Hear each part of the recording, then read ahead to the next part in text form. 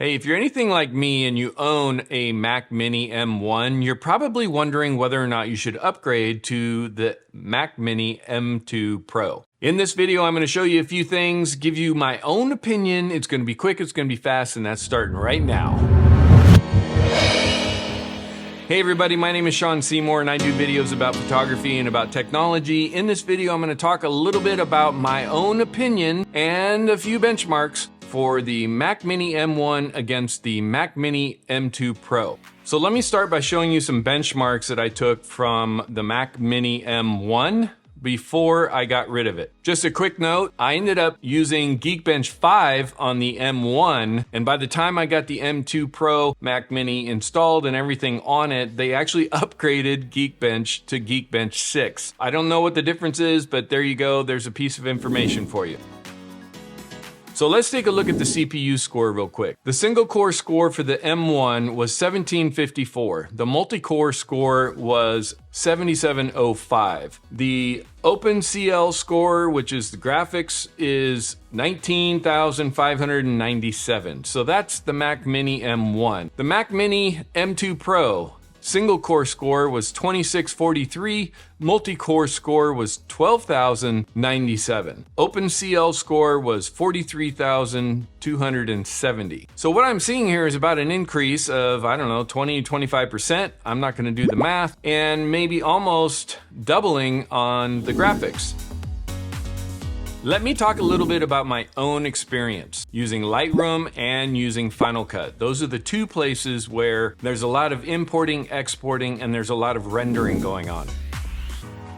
For Final Cut, the M2 Pro renders much faster than the M1. Workability, when you're doing editing and stuff, I really didn't see much of a difference, other than maybe sometimes there's background rendering that happens pretty quickly. But the M2 Pro, surprisingly, gets hung up just like the M1 did, and I don't know if that's just a software glitch or what it is, but every now and then, things just stop working in Final Cut and you actually have to shut it down or force the render in order for it to happen. So as far as workability in Final Cut, didn't really notice a difference, but when it came time to export and render the video, much faster. When it came time to actually do the rendering in the background, it seemed like it was faster, but it also seemed like it was always rendering in the background, which I didn't notice as much on the M1.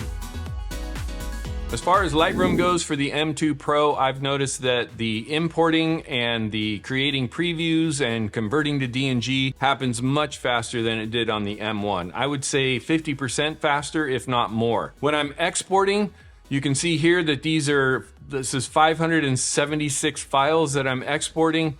Full resolution, 300 dots per inch, 8x10s, and this thing blew through this in 3 minutes and 14 seconds. I used to have to leave the M1 for about 15 minutes and come back to something like this when I was doing it before. So overall, my opinion is if you're a creative and you are using Lightroom regularly, definitely upgrade. If you're using Final Cut on a regular basis and you're doing video editing and you're exporting and rendering large video files, I would say definitely go for it. Get the M2 Pro. The other thing that I considered about the Mac Mini M2 Pro is that it came with 4 Thunderbolt 4 ports versus the 2 that were on my Mac Mini M1. I don't know about you, but I have a ton of external hard drives plugged into my Mac Mini, and I've got 2 monitors. The more ports that I can have on a computer, the better it is for me. Believe it or not, I even use the OWC Thunderbolt hub, and it actually has 3 more ports on the front that I can use. If you're someone who's just doing word processing, browsing the web, and every now and then you're doing something on, say, I don't know, iMovie or one of those, I might hold off a little bit.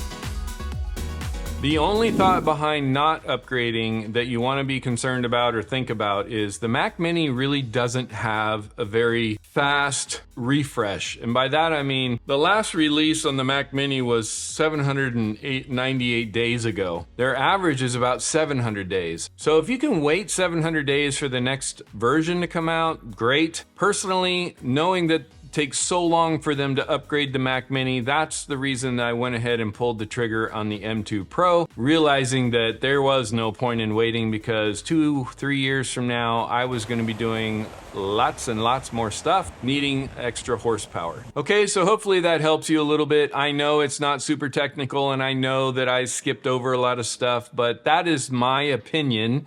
I would upgrade given some of the things that I talked about, and in fact, I did upgrade. Something I'd like to talk to you about real quick is that I'm working on a beginning photography course. It goes from I don't know anything about my camera or phone to being comfortable and getting predictable results. If that's something you're interested in, there is a link in the description down below. Give me your information, and when that course is ready, I will email you. Well, I hope you found this video helpful. If you did, please like and subscribe. Leave comments down below and let me know if you think the Mac Mini M2 Pro is a worthwhile upgrade. Until I see you on the next one, keep it simple!